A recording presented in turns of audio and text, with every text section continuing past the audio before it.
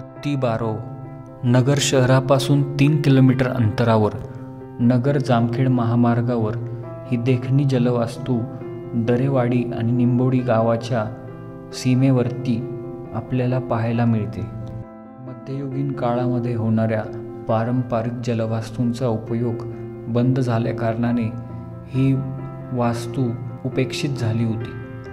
परंतु अनेक संस्थांनी आणि इतिहासप्रेमींनी एकत्र येऊन पुन्हा या बारवेची स्वच्छता आणि संवर्धनाची मोहीम हाती घेतलेली आहे.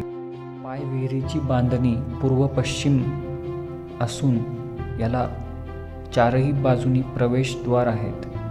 शिवाय याची खोली जमिनीपासून 50 फूट खोल आणि लांबी आणि रुंदी 90 फूट बाय 90 फूट अशी आहे.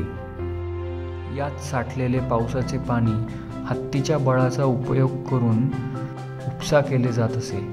मोठे द्वारे हे पाणी वर खेचून जलवाहकामार्फत आणि खापरी नळाचा उपयोग करून या जलवास्तूपासून जवळच असलेल्या फराह बख्श महाल आणि शहरामध्ये केला जात असे. या जलवास्तूलगतच अनेक खापरी नळाचे अवशेष पाहायला मिळतात. तर मागच्या बाजूला एक दगडी जलवाहक देखील पाहायला मिळते.